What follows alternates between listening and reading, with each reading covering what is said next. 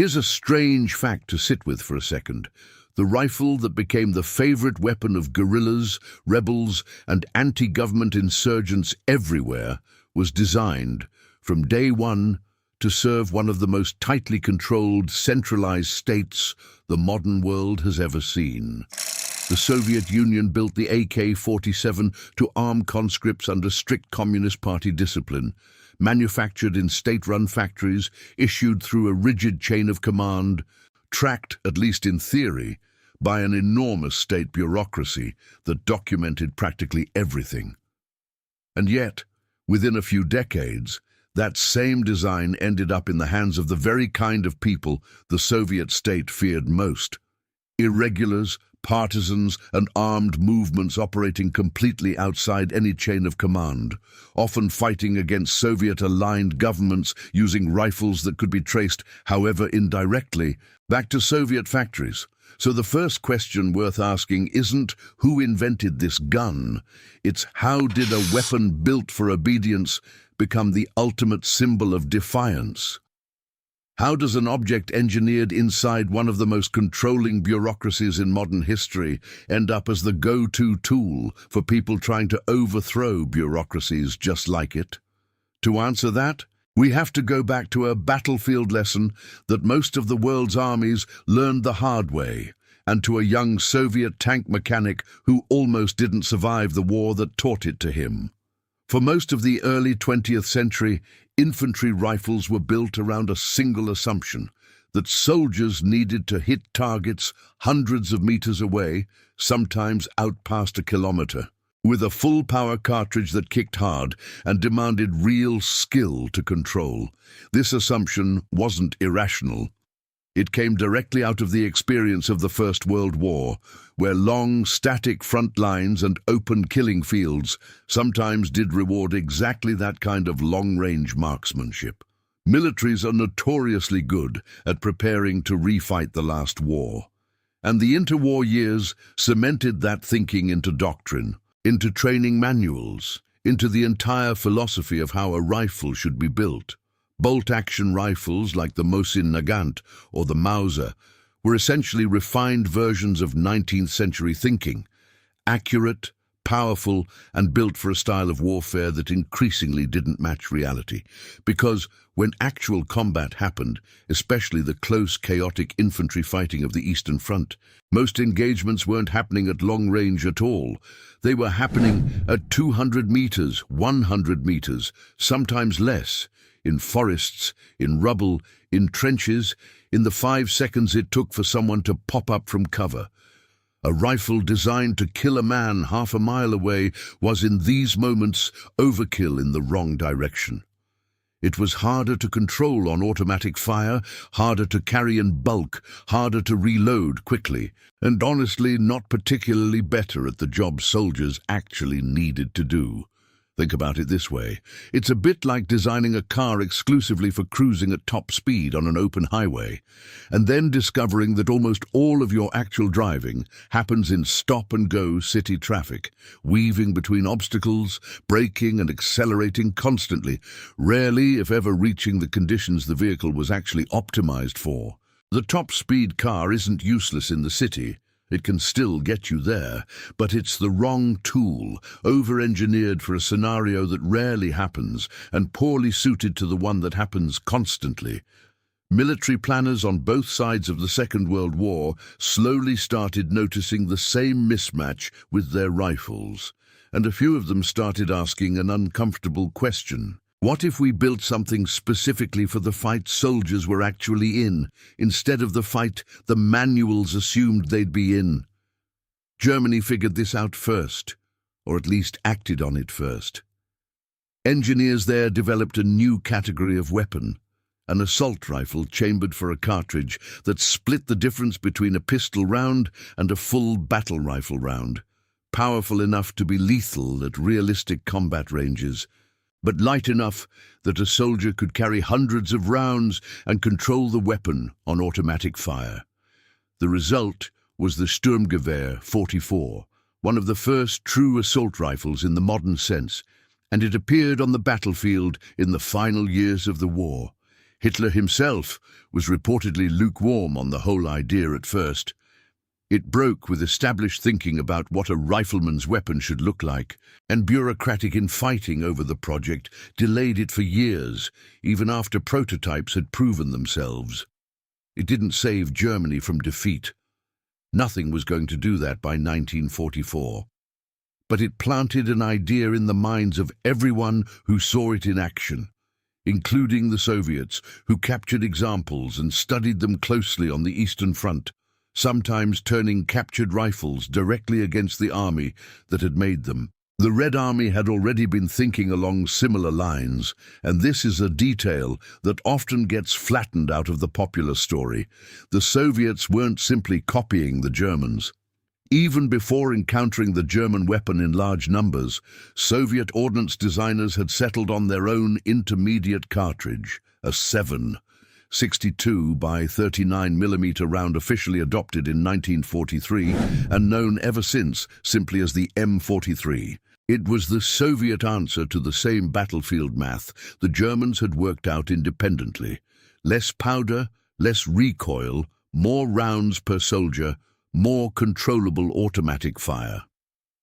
What the sight of the German rifle did was confirm urgently that this whole approach worked in practice and not just on paper, and that whichever major power fielded a reliable rifle for this new category of ammunition first would have a real battlefield edge. Once that cartridge existed, the Soviet military establishment did something very Soviet about it. They didn't just ask one design bureau to build a rifle for it. They opened a sprawling multi-year competition. Dozens of engineers and design teams across the Soviet arms industry, working out of testing grounds and design bureaus scattered from Moscow to the Urals, were set the same task: build the rifle that will fire this cartridge, and build it to survive the worst conditions imaginable, because whatever wins this competition is going to be issued by the millions to soldiers who may never see a proper armorer in their entire service. Prototypes were tested not just for accuracy on a range, but buried in mud, packed with sand, frozen overnight in Siberian-style cold, dropped, kicked, and generally abused in ways no civilian firearm would ever have to tolerate. This wasn't an unusual approach for Soviet industrial design broadly. The same brutal, iterative survival of the toughest philosophy shows up again and again in Soviet engineering of the era, from tanks to tractors. Reliability under neglect wasn't a nice bonus feature. It was the actual design brief. This is where Mikhail Kalashnikov enters the story, and it's worth pausing on who he actually was, because the popular version of his biography has been smoothed into something closer to legend than history. He was born in 1919 into a peasant family in rural Siberia, one of nearly 20 children, most of whom, tragically, didn't survive childhood. A detail that says a great deal about the harshness of the world he came from before he ever picked up a weapon. By most accounts, he grew up with the kind of hands-on, mechanically curious mind that got him noticed early, tinkering with machinery, fixing things, understanding how mechanisms worked almost intuitively, taking apart clocks and farm equipment just to see how the pieces fit together. His family was, at one point, classified as kulaks, relatively better-off peasants, and exiled internally within the Soviet Union as part of Stalin's collectivization campaigns. A hardship that shaped his early years long before any war did. He became a tank driver and mechanic in the Red Army, which is a detail that matters more than it might seem, because it means his early relationship with weapons wasn't as a marksman or an infantry officer, but as someone who thought constantly about durability, wear, tolerances, and what breaks under stress inside a machine pushed to its limits. In 1941, in the brutal opening months of the German invasion, Kalashnikov was severely wounded in combat near Bryansk, hit by shrapnel in the shoulder during one of the catastrophic early Soviet defeats of the war. What happened next has become almost mythical in the retelling. A wounded soldier, recovering in a hospital bed, listening to fellow soldiers complain about their equipment, rifles that jammed, that were too heavy, too complicated, too unreliable when it actually mattered, and deciding, right there, that he would design something better. It's a great story. It's also, historians generally agree, a simplified one, shaped and polished over decades by Soviet propaganda that badly wanted a clean, humble, heroic origin story for what would become one of the most consequential objects the USSR ever produced. A wounded peasant soldier, self-taught and driven purely by love of country, single-handedly solving a problem that stumped professional engineers. It's the kind of narrative that fits perfectly into the broader mythology socialist states like to tell about themselves, where ordinary workers, not credentialed elites, are the true heroes of progress. The reality is that Kalashnikov's path to the AK-47 involved years of iteration, failure, competition, and, critically, collaboration with a state design apparatus far larger than one wounded soldier's garage tinkering. His early wartime designs, including a submachine gun he worked on during his recovery, and later a semi-automatic carbine, were tested and not adopted, rejected in favor of other designers' work more than once. He kept working and kept losing for years, refining his approach after each rejection rather than abandoning it. By 1946, he submitted a design for a gas-operated rifle chambered in the new M43 cartridge, entering it into the ongoing Soviet rifle trials, alongside submissions from established, more senior designers who had every institutional advantage over him. That 1946 design wasn't the finished product either. It went through revision after revision, tested against rival designs from other engineers and design bureaus, refined based on what worked and what didn't, in brutal reliability testing that eliminated most of the competition.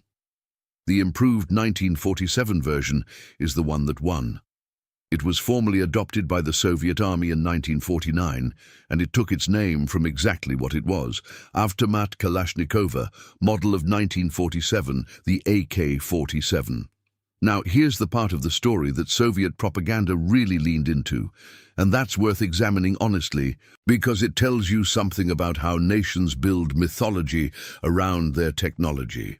The image the USSR wanted to project was of a single humble genius, a peasant's son, a simple mechanic, self-taught, driven by patriotism and first-hand experience of his comrades' suffering, single-handedly out-designing the sophisticated engineers of the capitalist world. It's a compelling narrative, and it fit perfectly into the broader Soviet story about ordinary workers achieving extraordinary things under socialism. But weapons development at that level essentially never works that way, and the AK-47 didn't either. Kalashnikov led a team.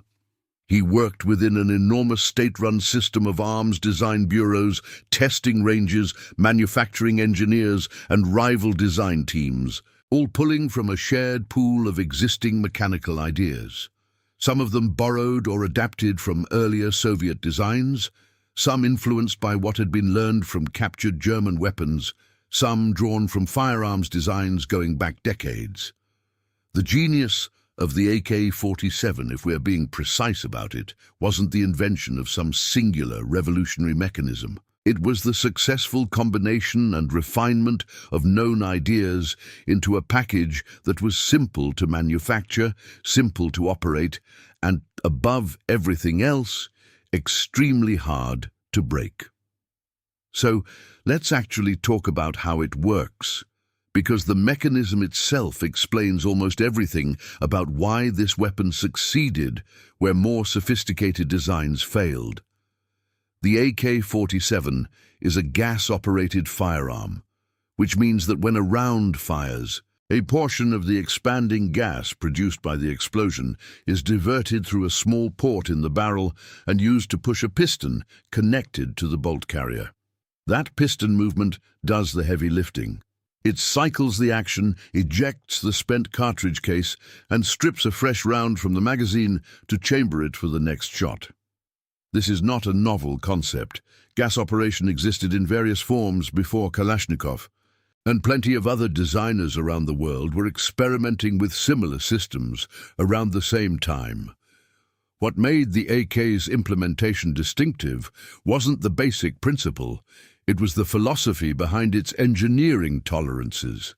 Where many precision rifles are built with tight, close-fitting parts to maximize accuracy, parts machined to fit together almost perfectly, the way a fine watch is assembled, the AK-47 was deliberately built with looser tolerances. The moving parts have room to move, room to rattle, room to get dirty and still function.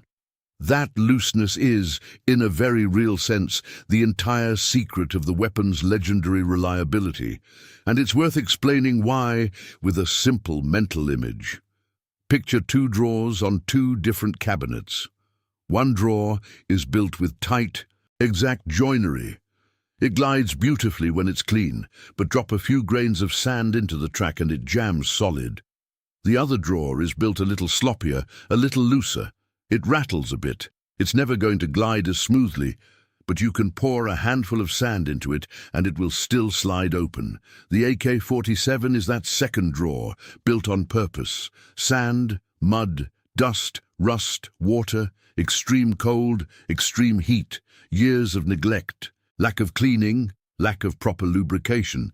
The AK-47 was engineered from the ground up to keep functioning through all of it, at the direct cost of the kind of pinpoint accuracy you'd get from a more precisely fitted weapon. It will not shoot as tightly as a well-maintained, precision-built rifle, but it will shoot again and again in conditions that would jam almost anything else. That trade-off, accuracy for reliability, is the single most important engineering decision in the entire history of the weapon, and it's the decision that made it a global phenomenon. Soldiers and fighters who have used both often describe the same basic experience. You can bury an AK in a riverbank, dig it out weeks later, and expect it to fire almost immediately with barely any cleaning. Very few other firearms in history can make that claim, and have it actually be true. There's also a simpler, more human explanation for why reliability mattered so much to Soviet planners specifically, one rooted in the realities of how the Red Army actually fought. Soviet doctrine leaned heavily on mass conscription. Enormous numbers of relatively briefly trained soldiers rotated through units quickly, often without the luxury of extensive individual weapons instruction that smaller, more professionalized Western militaries could offer their troops. A rifle that demanded delicate handling, frequent cleaning, and careful maintenance was a rifle that assumed a level of training and logistical support the Soviet system at the scale it needed to operate often couldn't reliably guarantee down to every single conscript in every single unit. Kalashnikov's design solved that problem structurally, at the level of the mechanism itself, rather than trying to solve it through better training programs or stricter maintenance discipline. It took the assumption of imperfect handling and simply engineered around it, which is precisely the kind of decision that looks, in hindsight, almost too obvious, until you remember that plenty of other engineers, working the exact same problem with the exact same materials and the exact same wartime lessons available to them, still didn't arrive at quite the same solution. Visually, the rifle became instantly recognizable, almost a piece of graphic design as much as a weapon. The curved magazine, shaped that way because the tapered cartridge case required a curve to feed properly, became an iconic silhouette on its own. The distinctive gas tube sitting above the barrel, the long selector lever on the right side that's large enough to operate even with gloved or numb fingers, the wooden furniture on early models, all of it added up to a profile that, once seen, is basically impossible to mistake for anything else. This is not a small detail. A weapon that looks recognizable becomes a symbol far more easily than one that blends into a category of similar-looking rifles. and the AK's silhouette did enormous work in turning it into an icon that transcended its original military purpose, showing up eventually on flags, on murals, on protest banners, in corporate logos for arms manufacturers, and in political cartoons the world over, all recognizing the shape instantly without needing a single word of explanation. But the early years of production were rockier than the finished legend suggests. The original plan called for a receiver, the main body housing the rifle's action, made from stamped sheet metal, a manufacturing method that's fast, cheap, and ideal for mass production. Soviet industry in the years right after the war, however, struggled to reliably produce that stamped receiver at the quality needed, dealing with cracking, warping, and inconsistent tolerances coming out of factories that were themselves still recovering from the devastation of the war. So a good number of early AK-47s were built instead with milled receivers, machined from a solid block of steel. Milled receivers are stronger and more precise, but they're also heavier, slower to produce, and considerably more expensive. Exactly the opposite of what you want if your entire strategic goal is arming millions of soldiers as cheaply and quickly as possible. It wasn't until the late 1950s, with the introduction of an improved model known as the AKM, the M standing for modernized, that Soviet manufacturing finally solved the stamped receiver problem properly, using new welding and heat treatment techniques that made the lighter, cheaper stamped design workable at scale. The AKM was lighter, cheaper, faster to manufacture, and it's worth being clear about something here. When most people around the world picture the AK-47 in their heads, what they're actually picturing, more often than not, is an AKM, or one of its many international derivatives. The name stuck to the whole family, even as the design kept evolving underneath it, which is part of why you'll sometimes hear Firearms historians get a little pedantic about the difference. To them it matters, even if to almost everyone else on the planet it's all just an AK. There's also a controversy buried in this part of the story that Soviet accounts, for obvious reasons, tended to gloss over. Kalashnikov wasn't the only strong candidate in those trials, and one rival design in particular, submitted by an engineer named Alexei Sudayev, already a respected designer thanks to a widely used wartime submachine gun, was considered a serious front-runner before Sudayev's untimely death from illness effectively removed him from the competition. Another competitor, a designer named Alexei Bulkin, submitted a rifle that some later firearms historians have argued bore a striking mechanical resemblance to what eventually became the AK-47, fueling decades of quiet speculation about how much of the final winning design was Kalashnikov's own original thinking versus ideas absorbed, consciously or not, from the broader pool of engineers working the same problem in the same design bureaus at the same time. The Soviet state had every institutional incentive to simplify this story into a single inventor, a single hero, a single clean narrative. And to be fair, that kind of consolidation happens with inventions everywhere, not just in the Soviet Union, where credit tends to concentrate on whoever's name ends up on the patent or the production line, rather than on the entire team that actually solved the underlying problem. What's not in dispute is that the 1947 rifle that emerged from this process, whoever contributed exactly what to it, was a genuine synthesis of the best ideas Soviet small arms engineering had to offer at that moment, refined under an unusually demanding testing regime. And that synthesis is what actually went on to change the world. Regardless of exactly how the credit inside that design bureau should have been divided, deep in the Ural region, which had been a center of Russian and then Soviet arms production since the era of the Tsars, Izhevsk essentially became a company town built around Kalashnikov production, its factories humming around the clock through the Cold War decades, its workforce trained specifically in the tolerances, welds, and finishing techniques the rifle required.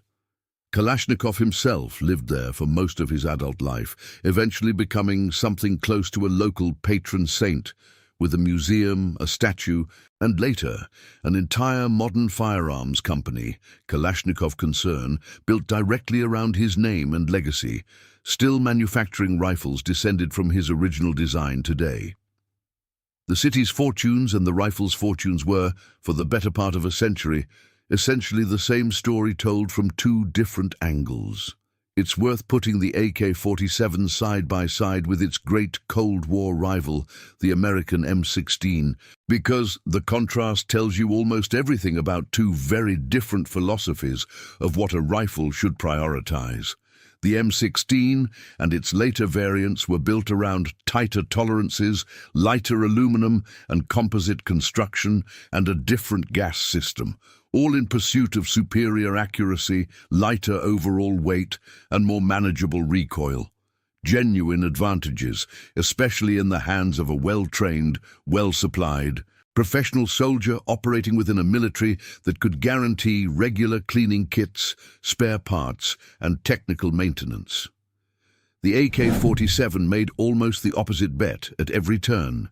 Heavier, less accurate at range, harsher recoiling, but dramatically more forgiving of neglect, moisture, dirt, and a soldier who might not see a proper armorer for months at a time. Neither rifle is simply better in the abstract. They were built to answer different questions. The M16 assumed a professional, well-equipped force. The AK-47 assumed the opposite, and that assumption turned out to describe the vast majority of the armed conflicts that actually occurred across the second half of the 20th century and into the 21st. And it's spread on a scale that's honestly staggering when you step back and look at it. The Soviet Union didn't just build this weapon for its own army. It exported the entire manufacturing package to allied and client states throughout the Cold War, handing over blueprints, tooling, and in some cases, entire factory setups to countries like China, East Germany, Poland, Romania, Bulgaria, Hungary, and North Korea, among others, as part of a broader strategy of binding allied and satellite states together through shared military-industrial dependence. Some of these countries built exact licensed copies. Others adapted the design to their own manufacturing capabilities and military doctrine, creating distinct variants, China's Type 56 being one of the most widely produced and exported versions in its own right, eventually finding its way through Chinese arms exports into conflicts across Africa, Southeast Asia, and Latin America, largely independent of Soviet involvement. And then there's a third category that complicates the picture even further. Countries and, eventually, armed groups and black market manufacturers that produced Kalashnikov pattern rifles without any Soviet authorization at all, copying a design that had, by that point, become so widespread and so mechanically straightforward that it was almost impossible to control who was building it. Small workshops in places like the Khyber Pass region of Pakistan became notorious for hand-building crude but functional copies using little more than basic hand tools, a tradition of gunsmithing that predates the AK-47 itself, but adapted eagerly to reproduce it once the design proved itself. The result of all this licensed, semi-licensed and unlicensed production is a weapon family so vast that nobody actually knows exactly how many exist. Serious estimates from arms researchers put the total number of Kalashnikov pattern rifles produced somewhere between 70 and 100 million. Though everyone studying the question is quick to admit that's an estimate built on incomplete records, undocumented black market manufacturing, and decades of continuous, overlapping production across dozens of countries. Whatever the true number is, it's almost certainly the single most produced firearm design in human history by an enormous margin, outproducing every rival Western battle rifle and assault rifle design combined several times over. To put that scale in perspective, Credible estimates have suggested that roughly 1 in every 5 firearms on Earth belongs to the Kalashnikov family in some form. That's not a niche military tool. That's closer to an industrial commodity, manufactured at a scale usually reserved for cars or appliances, except this particular commodity is built specifically to end human life. That kind of scale doesn't just sit in warehouses, it moves, and where it moved reshaped the second half of the 20th century in ways that are hard to overstate. In Vietnam, Soviet and Chinese-supplied AK pattern rifles armed North Vietnamese forces and the Viet Cong, going up against American troops carrying the M16, a rifle that, in its early combat deployment, had serious reliability problems of its own, jamming under jungle conditions in ways that cost American soldiers their lives and only sharpened the contrast with the AK's reputation for functioning under terrible conditions. That contrast became almost a piece of Cold War folklore in itself. The sophisticated, expensive Western rifle that choked on jungle mud against the crude-looking Soviet rifle that just kept firing. Across Africa, as colonial empires collapsed through the 1960s, 70s and 80s, liberation movements fighting for independence from Portugal, France, Britain and Belgium were frequently armed, directly or indirectly, with Soviet and Chinese-supplied Kalashnikovs. In Angola, in Mozambique, in Zimbabwe, in Algeria, in dozens of smaller conflicts that rarely made international headlines, but reshaped entire regions all the same. In the Middle East, in Central America during the civil wars and revolutions of the 1980s, in Afghanistan during the Soviet invasion and the decade of war that followed, where, ironically, American and Saudi-funded support for the Mujahideen often meant funneling captured or third-party Kalashnikovs to fighters resisting the very army that had originally designed the weapon. And in the ethnic and civil conflicts that erupted across the former Soviet Union and the former Yugoslavia after the Cold War ended, the same basic weapon kept showing up on nearly every side of nearly every conflict, because it had become so cheap, so available and so easy to use that it was, in a very real sense, the default weapon of modern armed conflict. The collapse of the Soviet Union itself, rather than slowing this process down, actually accelerated it dramatically.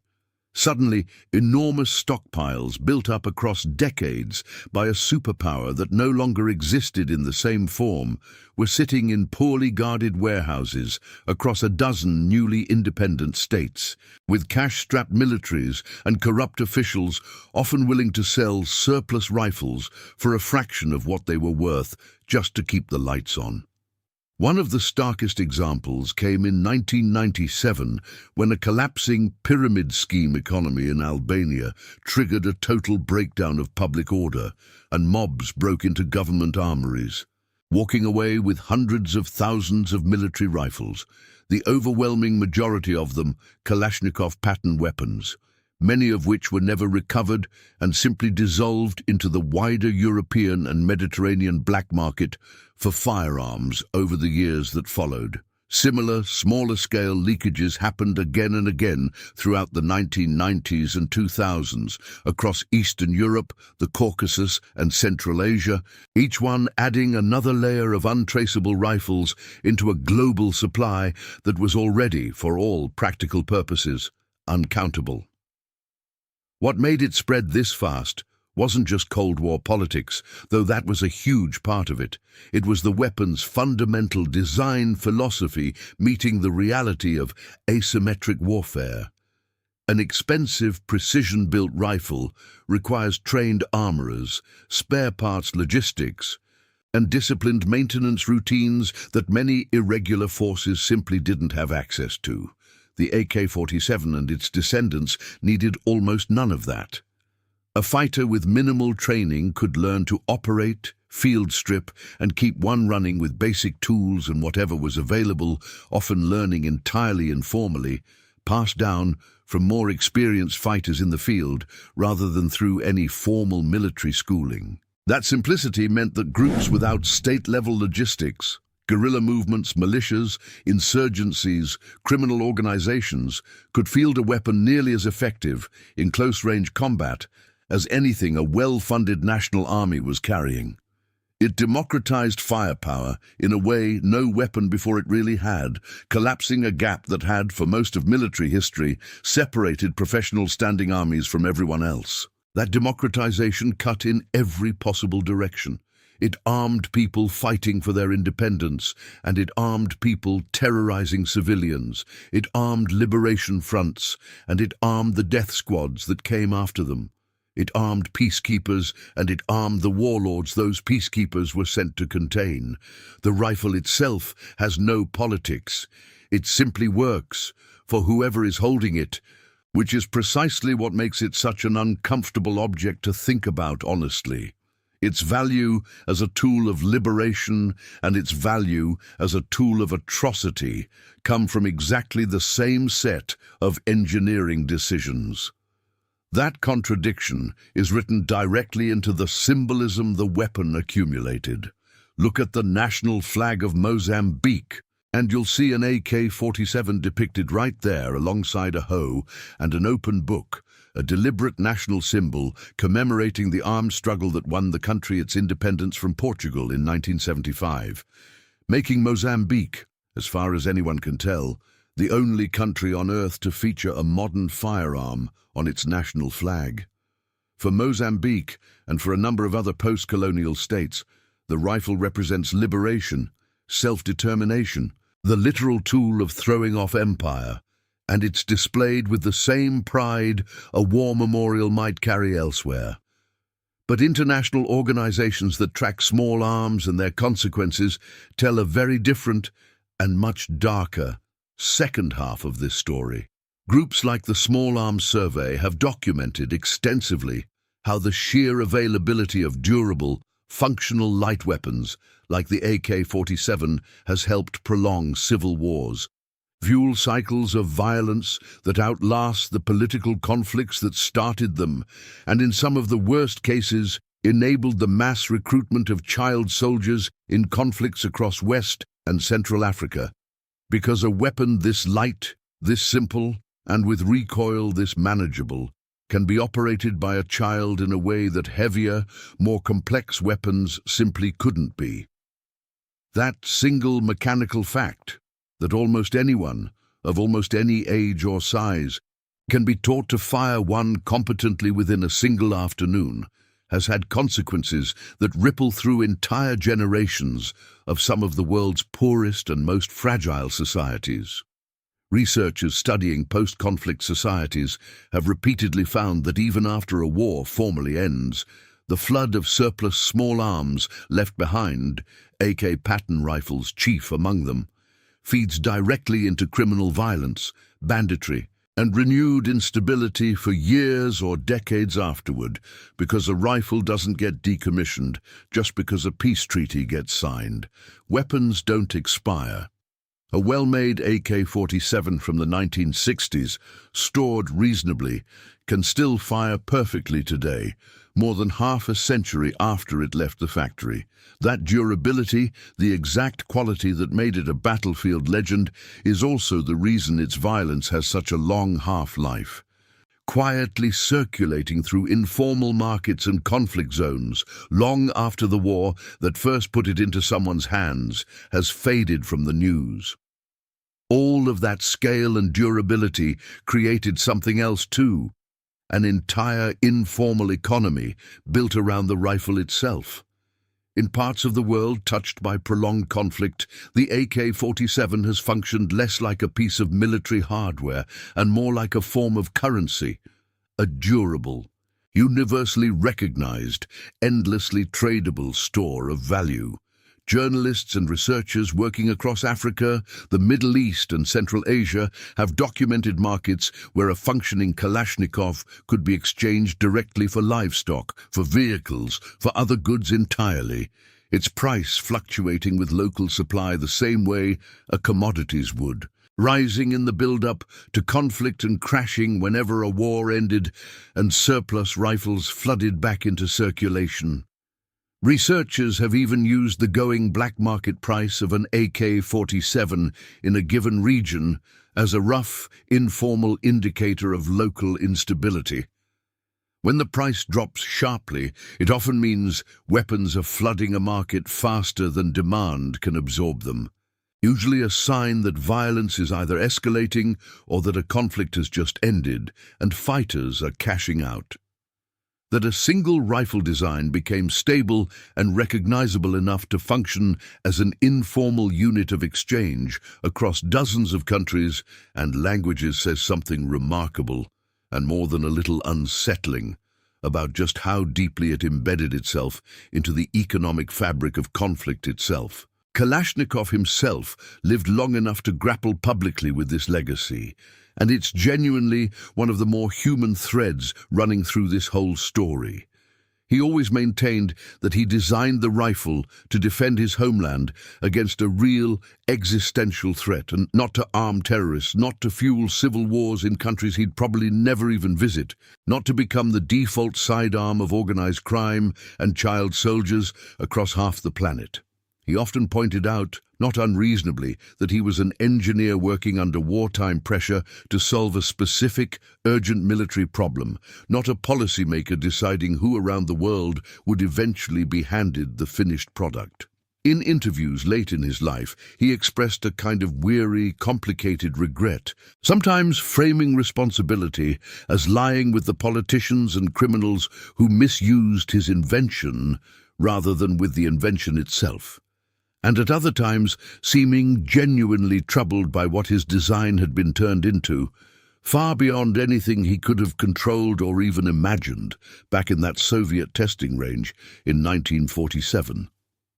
In one widely reported letter, he wrote of losing sleep over the question of whether he bore personal responsibility for the deaths his rifle had caused, before ultimately concluding, in his own mind, that the blame rested with those who chose to pull the trigger rather than with the tool itself, a moral argument that gun designers and honestly toolmakers of every kind throughout history have leaned on before him and have leaned on since. He died in 2013 at the age of 94, a decorated hero of Soviet labor, a household name across the former Soviet world where he was treated as something close to a national institution, and simultaneously the namesake of a weapon linked to a death toll that, across every conflict it's touched, almost certainly outnumbers the casualties of any other firearm ever made.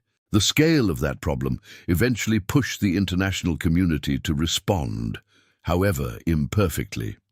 Since the 1990s, the United Nations and a range of humanitarian and development organizations have run disarmament, demobilization, and reintegration programs, commonly abbreviated as DDR, in dozens of post-conflict countries, offering former fighters cash, job training, or other incentives to hand in their weapons and attempt to rebuild civilian lives. These programs have had real, documented successes in specific places, meaningfully reducing the number of weapons in circulation and helping some former combatants reintegrate into ordinary society.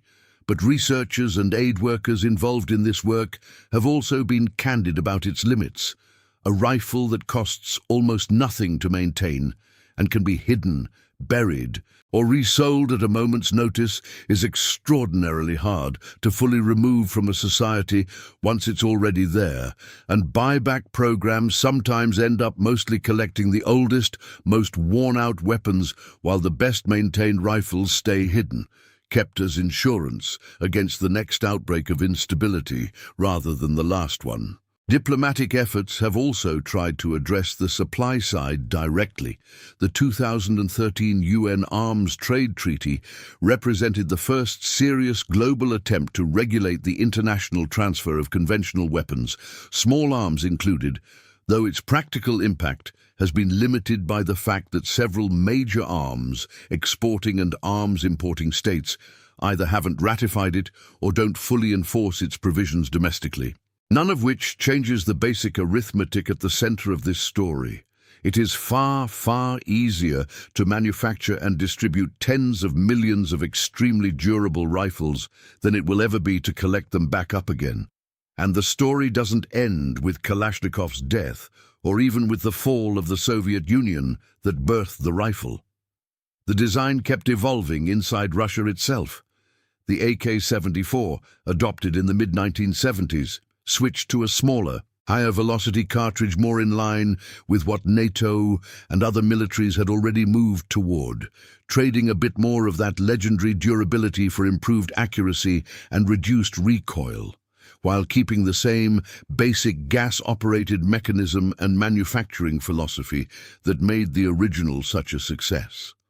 Later generations, sold under names like the AK-100 series and the more recent AK-12, added modern features like optics rails, adjustable stocks, and ambidextrous controls, chasing the ergonomic standards that Western rifles had set over the decades, while still, underneath all the modern add-ons, running on essentially the same core mechanism a wounded tank mechanic sketched out in the late 1940s. Modernized variants continue to be developed and issued today, both by the Russian military and by the dozens of other countries still running Kalashnikov pattern rifles as frontline or reserve equipment.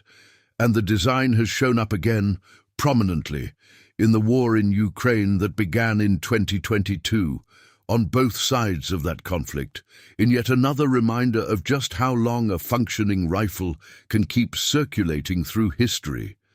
Not every rifle carrying the Kalashnikov name, it's worth noting, is created equal, and that variance is itself part of the story.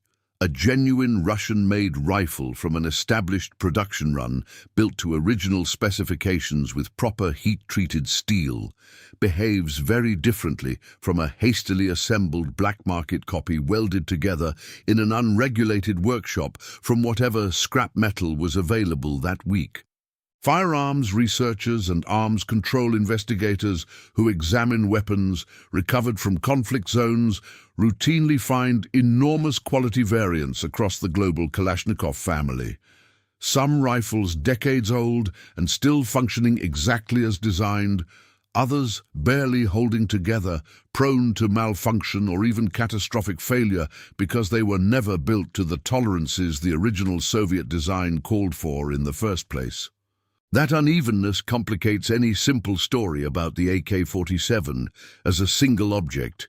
In practice, it's less one rifle and more an entire sprawling family of rifles, spanning an enormous range of manufacturing quality that all trace back to the same 1947 blueprint and all share, at minimum, the recognizable silhouette and the basic operating principle that made the original such a breakthrough. Meanwhile, in civilian gun culture, particularly in the United States, semi-automatic-only versions of the platform have become enormously popular among sport shooters, hunters, and collectors, spawning an entire industry of accessories, aftermarket parts, and enthusiast communities built around a design that's now approaching its 80th birthday. A remarkable run for any piece of consumer or industrial technology, let alone a firearm. That reputation for reliability has taken on a life of its own online, too, where gun enthusiasts and reviewers regularly stage torture tests, burying rifles in mud, dragging them behind trucks, submerging them in rivers, or leaving them outside through entire winters, all in an attempt to see just how far the legendary durability actually holds up under modern scrutiny. The AK-47 remains, decades later, still one of the most stress-tested consumer firearms in the world, largely because its own reputation invites the challenge. Beyond the world of gun culture specifically, it shows up in films, in video games, in music videos, tattooed on forearms, printed on flags, spray-painted on walls in conflict zones from Beirut to Mogadishu, referenced constantly across genres from hip-hop to reggae, to Afrobeat to Latin trap, an object that has traveled so far beyond its original purpose that it now functions less like a piece of military hardware and more like a kind of global visual shorthand for armed resistance itself. for revolution, for danger, for chaos. Sometimes for all of those things at once within a single image, depending entirely on who's looking at it and what they've lived through. Hollywood action films from the 1980s onward leaned on its silhouette as visual shorthand for the enemy or the insurgent so consistently that the shape became almost a genre cliché in its own right. Video game franchises built entire marketing campaigns around the weapon's mythic reputation for reliability, letting players experience, in a completely safe simulated form, the exact quality that made the real object so consequential in actual conflict zones. And few pieces of 20th century industrial design, arguably none, have achieved that same double life. Simultaneously, an actual functioning tool still killing people in active conflicts today, and a piece of globally recognized visual pop culture stripped almost entirely of its real-world weight the moment it appears on a movie poster or a video game cover, treated as a prop, a costume detail, or a punchline as easily as it's treated elsewhere on the very same day, as the instrument of somebody's death. So where does that leave us, looking back at the whole arc of this thing? From a wounded tank mechanic's hospital bed, to a symbol stitched onto a national flag, to a weapon still being fired in conflicts happening literally as you watch this. The AK-47 succeeded, on its own engineering terms, spectacularly. It did exactly what it was built to do: function reliably, cheaply, and simply in the hands of almost anyone, under almost any conditions, for almost any length of time. It is, by nearly every measure that matters to a soldier holding it in the middle of a firefight, a genuinely excellent piece of engineering, and it would be dishonest to pretend otherwise just because of everything that came after. But that very success is inseparable from its cost. A weapon engineered to survive neglect, to keep firing decades after its manufacture, to require almost no skill or infrastructure to operate. That weapon doesn't stay contained within the borders or the political purposes of the state that built it. It travels. It outlives wars, outlives governments, outlives the men who designed it, and the ideologies that funded its spread. It gets buried, dug up, sold, stolen, smuggled, inherited by sons from fathers who never came home, and handed down through conflicts that have nothing to do with the Cold War rivalry that originally justified building millions of them in the first place.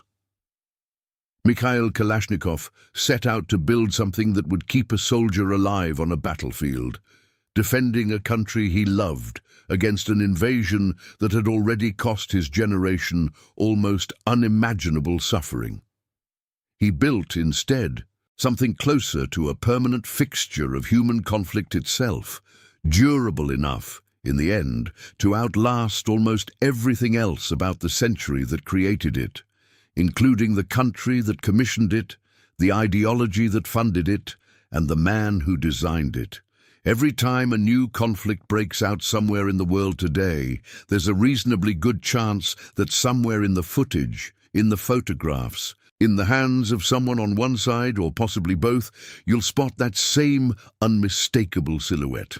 The curved magazine, the long lever, the stubby, no-nonsense profile of a rifle drawn up on a Soviet drafting table nearly 80 years ago. That's the story of the AK-47, a triumph of engineering that became one of history's most complicated legacies, an object that liberated some nations and devastated others using the exact same set of design decisions, and it's a legacy the world is still, quite literally, living with, one conflict at a time. Thanks for watching, and I'll see you in the next one.